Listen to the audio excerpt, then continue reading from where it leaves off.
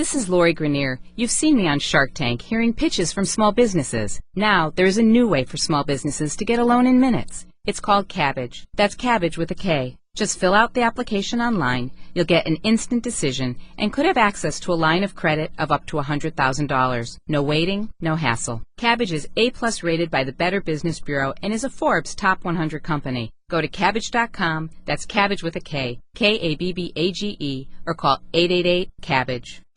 The Pirates and Cardinals have the best two records in baseball, and they go head-to-head one final time this regular season. Could this be a preview of next week's division series? Coverage begins Wednesday at 6:30 Eastern on ESPN Radio. Today on Mike and Mike. Everything starts with Aaron Rodgers at quarterback. I don't know. I think we've run out of superlatives for him. Number one, they've got to contain Aaron Rodgers. He does so much damage, Mike. It's unbelievable. It's a big win. I'm not saying no. I was not overly impressed at all by Chip Kelly's Eagles. This is a great tester when you're down big and you're able to come back. Right now, Dan Quinn is the leader for Coach of the Year in the NFL, and Julio Jones is the leader for MVP. Let's welcome the mullet fellow over here. Go ahead, play something on the horn. All right, that's well done. I didn't mean to. Come on, it's not a solo. Live from Green Bay as we get you set for Chiefs-Packers on Monday Night Football. This is Mike and Mike. Now go see a barber. I didn't see that coming. On ESPN Radio and ESPN2. I will say this: the guy plays a mean horn. He really does. I mean, he's got challenging hair. Yeah. But he played the horn a lot better than I was expecting. I'm going to guess a lot more than his hair is challenging. I'm not suggesting that he's Wynton Marsalis over there, but he wasn't bad. You did open the door for a guy to play, and then he played like a couple of, notes that like you wanted to cut him off. I didn't anticipate him playing. We were taking a shot of him because someone had commented on his haircut. And I just wanted a video of him. All of a sudden, next thing you know, he's playing the horn. Yeah. And I'm thinking, we got a show to do here. But he turned out to be better than I expected. He was good. He's nowhere to be found right now. He didn't look like a person who would have any skill in anything. No. Right? When I saw him with the horn, I thought that was just for, like, pictures. Me too. Put it up and act like you're playing. But, and he did a great job. He was pretty good. I think he's over there doing keg stands. Mike and Mike presented by Progressive Insurance. Tirico and Gruden on their way over with their Subway Fresh Take. We're live in Green Bay today, brought to you by La Quinta Inns and Suites as part of our fall football tour. And again, probably nothing says Mike and Mike better than the fact that we have this barbecue working here. You had a brat, yes, and I had a caprese salad. I didn't even know there were caprese salads here. And you know what? It was truthfully, the caprese salad would go nicely on the brat. You could take the items that made up the caprese salad, a little cheese, a little tomato. You happen not to like tomato, but many do. You could put them on the brat with the onions and the mustard. I bet you that would be delightful. You know how the candy bars that mix, the peanut butter and chocolate's a great mix. If you put your caprese salad on my brat, you're getting hurt. Okay? But I do think it would be good. No, I don't. Well, pardon me. Something went down the wrong way there. Mm-hmm. I actually think it would be good. And Frank Caliendo would come up with some funny name for it. Like it's a caprese-ot or something like that. Whatever it is, I think it would be good. So let's try one of those before the day is over. Okay. A couple of things we haven't gotten to at all. Did you see Warren Buffett, not only in a jersey but in shoulder pads, on the sidelines yesterday before Dolphins-Bills? There's a scene. Which, of course, led to all the jokes out there about, so that's why the Bills are beating them so badly, because right now Warren Buffett is playing on that defensive line. And, frankly, Warren Buffett had about as much impact on the outcome yesterday as Ndamukong Suh. All kidding aside, they were just talking to Louis Riddick about it.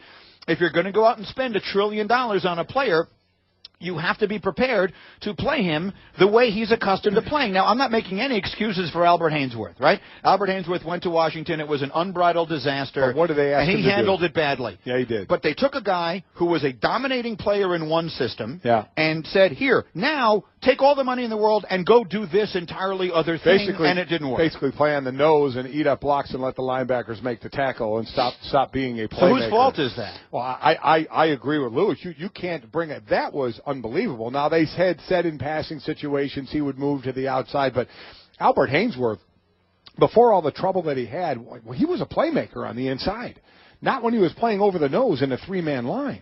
And all of a sudden you're saying, here, be this nose tackle, a guy that eats blocks You know, and certainly there's something to that, to letting a linebacker roam free and be able to make a play, but that's not the type of player. So how about here? What is. are they doing with Sue? Well, I mean, listen, with Sue, we see how dominant he is or was in Detroit, and he certainly had, and we talk about the other line mates as well. But the thing about it is you know he's also going to get double teamed a lot. He's going to get hit a lot, and they're going to try and keep him out of plays. I thought there was a nice tape. I can't remember who did it now. One of our analysts did it, and does show him trying to backdoor a lot of plays. Normally, he would just flat out physically beat you and get to the play. When you try and backdoor plays, and by backdoor plays I mean when a lineman is trying to cut you off to the right, and you have to fight that way, and your gap is to the right, sometimes you go behind the block to your left to make the play. You kind of let him reach you and come behind the block and make the play. If you do that, you've got to make the play. Because if you don't, you've now opened up a bigger hole because you went behind the block. So if you're going to make that move, you have to be able to make the play. And at times it can be an easy way out, and at times you can use it to your benefit to say, I'm quick enough to get back in the flow and make the play. And I think he's doing a bit too much of that because you're used to the physical play of an Ndamukong Suh. And certainly in pass rushing, the one thing he didn't have a lot of was counter moves because he didn't need them in college. And that's something he had to work on in the NFL. But his style of play is physicality, so he doesn't need to be trying to do some of that other cute stuff. Dolphins, a disastrous start. They go to London to play the Jets next Sunday. Rex and the Bills off to a good start. Yeah. A very impressive opening win. Last week, Tom Brady shredded them. He's going to do that to a lot of people. But I was surprised. I thought that defense, you know what, if you're a great defense, you don't get shredded like that. Yeah, they should. And I thought that was a great defense. They and may still be. Right. They didn't hold up as well as I thought they would. That said, they had the ball in an 8-point game late in the fourth quarter. So they were there in that game. Yeah, they were beat up, but they played, you know, they sort of hung around at least a little at the end. And then yesterday destroying Miami. Yeah. So that's a good start for Rex. Not as good a start. No one had a better weekend than Cincinnati. Now, you never want to celebrate an injury. But the reality, I remember we had this long conversation when the Steelers and Bengals played in that playoff game that year, and Van Olhoffen tore up Carson Palmer's knee. Right. You know, we brought up the question delicately, as a fan, are you allowed to celebrate an injury to an opposing player? And you know in your heart you shouldn't, but at the end of the day, if you're the Cincinnati Bengals, you knocked off the Ravens. You probably put maybe they're not dead, but you put a nail or two in there. Yeah, you did. The Browns, they're just not going to be any good this year, and now Pittsburgh has lost their quarterback. So if you're the Bengals, you can't have a better weekend than you just had. No, it was an excellent weekend, and Andy Dalton is doing what he does in a regular season. This was one of my picks. I said there were two, and this was one in the AFC where I wasn't sure of, and I went with Baltimore instead of Cincinnati to be the wild card with Pittsburgh winning the division, and I certainly looks like I'm going the wrong way with this one, the way Cincinnati is playing. They're playing great. Andy Dalton is playing threw for 362, did throw it 49 times. In this one, the defense definitely playing much, much better in this game. So I do like what Cincinnati's doing. But as I mentioned, while we keep talking about the next 6 games for Pittsburgh, if it in fact is 6 week, Ben is out, how they're going to hold up. Let's remember the team that they need to stay close to is Cincinnati, and they have Kansas City, Seattle, and Buffalo as their next 3 games before a bye, and then Pittsburgh. So they got it tough as well. Now, Cincinnati's a good team, and they certainly could fare well in these games. But, you know, they're not playing the bottom of the barrel by any stretch of the imagination in these games. So while Pittsburgh will be playing, I guarantee their fans will do a little scoreboard watching as well, hoping Cincinnati doesn't pull away from them. Mike and Mike presented by Progressive Insurance. Our guests, Tirico and Gruden, on the way with their Subway Fresh Take shortly. The McCown brothers both start yesterday. First time that had happened in many years. Now we're accustomed, of course, to Peyton and Eli Manning starting every single week. But the two McCown brothers both getting their chances yesterday. Luke McCown played great for New Orleans in a close game against Carolina. Winds up throwing a pick at the end on an unbelievable play. Josh Norman with an interception. If there was another foot on that ball, it's a touchdown, but it's not just a hair underthrown, and Norman just makes a fantastic play. But Luke McCown did a nice job. I mean, he's 31 of 38 for 310 with that pick right at the end. I thought that was just a fantastic defensive play. And what we're seeing is Josh McCown, who also throws a pick at the end. Charles Woodson, the ageless wonder, Charles Woodson, picks him off on a ball that looked like it might have been going for a touchdown for a second. So both McCown brothers on the verge of leading their teams to amazing comeback wins, and then both of them, it just gets taken away. Yeah, it does. Josh McCown ended up throwing the ball 49 times, 28 of 49. He throws for 341 and that pick there as well. You could see him in that play. He was looking to his left to try and look off and tried to come back and just fired it to his right and didn't put enough air on it. Woodson came over and made a nice play. So they were chanting Johnny, Johnny in Cleveland because the Browns had a terrible first half offensively. McCown picked it up greatly in the second half. Pettin is not making any bones about it. McCown's his quarterback for the time being. Do you think that there is any thought that we'll see Johnny soon there? Well, listen, as I said all along when I asked if Johnny Manziel is going to start, Johnny Manziel will probably get time when they feel their season is kind of by the wayside. And, you know, you're 3 weeks in, so you're not there yet. But for some teams, it comes earlier than others.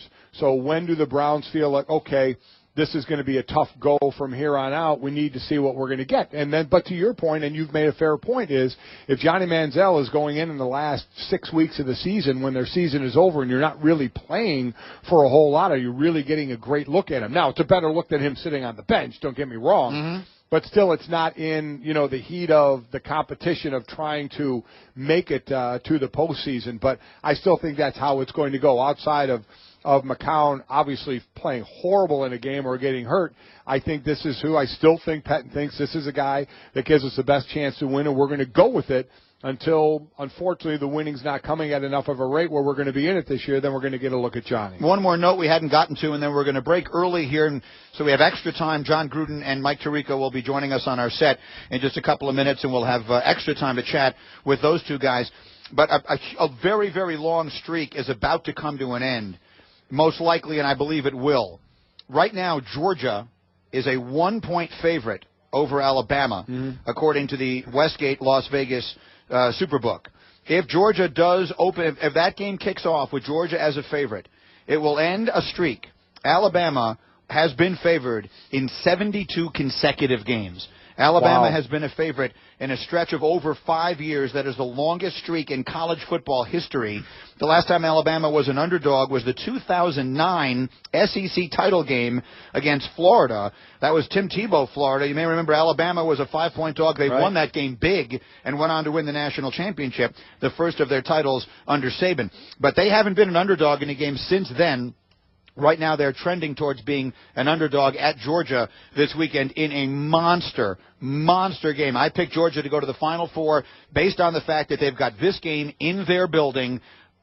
I like Georgia to win. Obviously, anything could happen, but right now they are listed as a 1-point favorite. Yeah, and deservedly so. Chubb at the running back is fantastic. With Alabama, you know, there's questions at quarterback. Normally they have the other ability to make up for it. The old line's not as good as it was. Henry's an excellent back. And the defense that Nick Saban is noted for is giving up points and big plays. Now, can they come out and win this game? Absolutely, because they're a talented team. But this is certainly a year and a game for Georgia to make that move. All right, we're Mike and Mike again. We'll have John Gruden and Mike Tirico here on our set as they get set to call tonight's Monday night matchup between the Chiefs and the Packers in this building right behind us. You may have heard of it. It's called Lambeau Field. They're next after this word from Dave & Buster's. Mike, want to take game day up a notch? You've got to get to the best sports bar ever. That's Dave & Buster's. $5 apps every Sunday and Monday game days, like their new marinara meatballs and braided soft pretzels. Awesome beer. How about over 20 of them?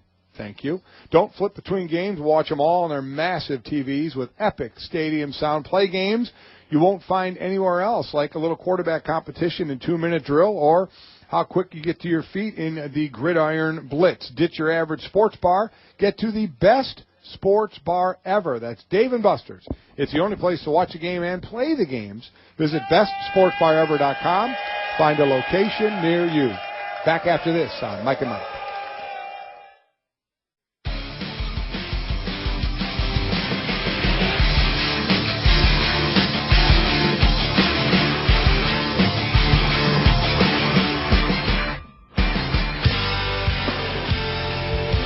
Mike and Michael presented by Progressive Insurance, comparing rates to help you save. Now that's Progressive. Call or click today. Find out how much Progressive could save you. And another reminder, the Best of Mike and Mike podcast is available every day right after the show on ESPNradio.com. Great insight today. Tommy Waddle breaking down football, Louis Riddick.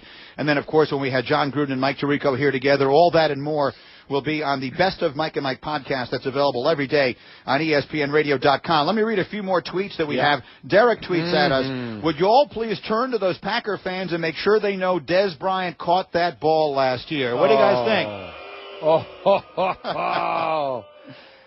Derek, there was a couple of signs people maybe wanted me to say to you as well. That didn't really go over so right well. Now, yeah. Eric tweets, Golic, giving the Bengals any type of credit seems insurmountable for you. They're the best team in the AFC North.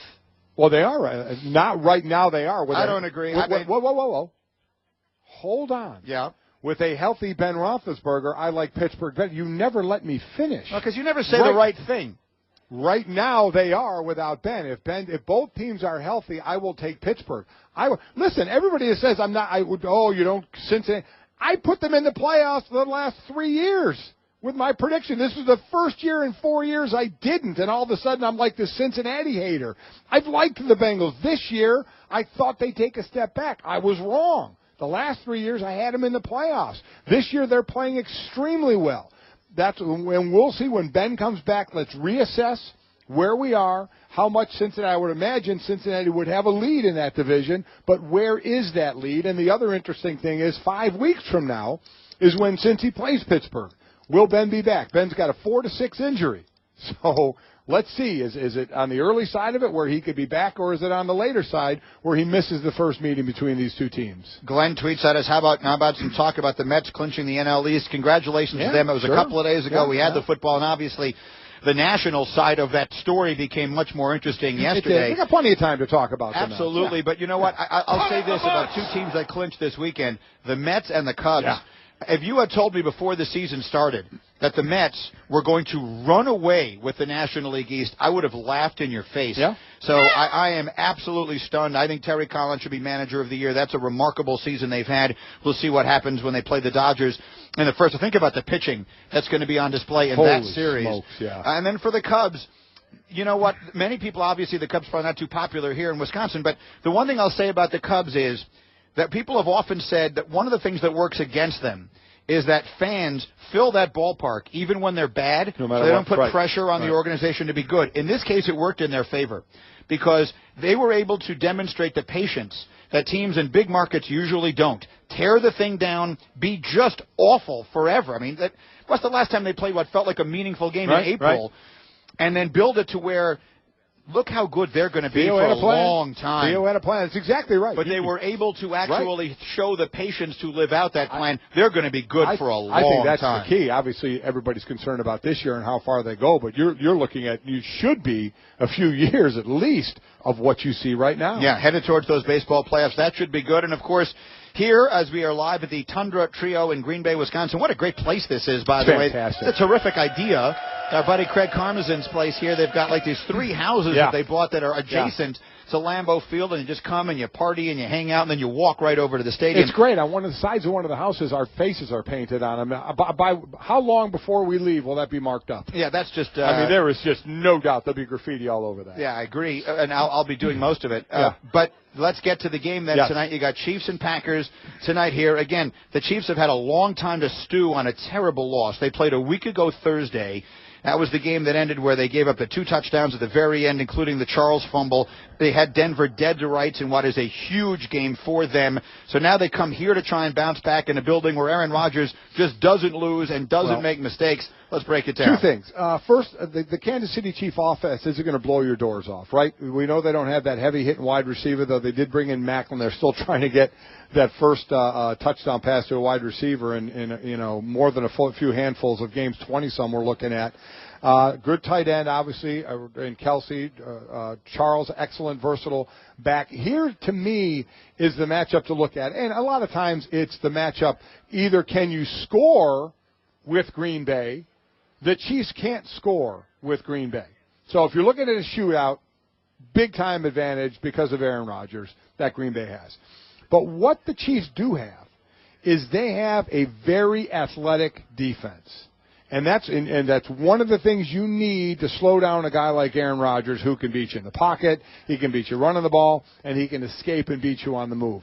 But you have athletes coming from the outside, or blitzing up the middle. I know you got Poe in the middle, but we're talking about Houston and Ali and Derek Johnson and these athletic players who can keep up with Aaron Rodgers, can contain him in the pocket. You know, this Aaron Rodgers against his defense is going to have to be at his athletic best as well as his passing best, which you normally get out of him anyway. So that's the matchup I'm looking for. I do like the athletic ability up front of the Chiefs and their ability to somewhat contain Aaron Rodgers. It doesn't mean you're going to beat him. It just means you can take away another part of a game where he can kill you.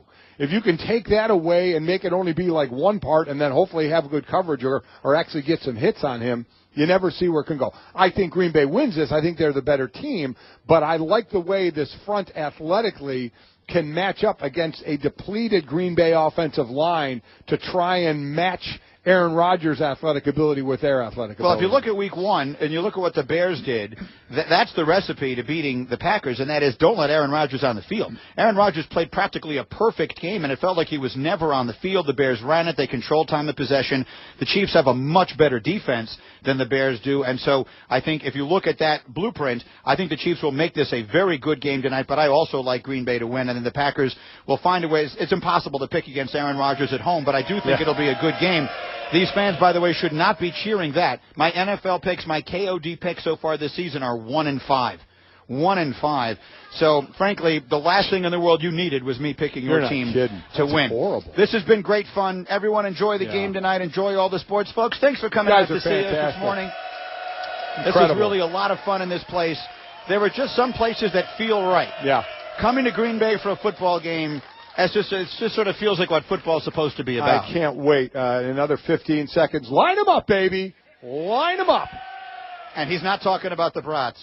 We'll see you tomorrow morning. Have a great day, everybody. We are Mike and Mike on ESPN Radio. Play to win your share of $1 million every week this football season at DraftKings.com. With 1 week fantasy at DraftKings, you can play when you want with a team you want. Just pick your contest, pick your team, and pick up your winnings. Hurry to DraftKings.com now. Use code REPLAY and play for free with your first deposit in Sunday's $1 million fantasy contest. This isn't fantasy as usual. This is DraftKings. Welcome to the big time. Enter REPLAY for free entry now only at DraftKings.com. That's DraftKings.com. And now, for Geico's edition of Stuff Found in Your Car, we go inside your side door pocket.